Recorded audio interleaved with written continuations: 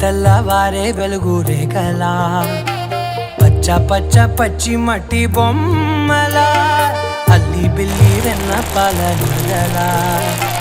అచ్చ తెలుగు ఇంటి పూల కొమ్మలా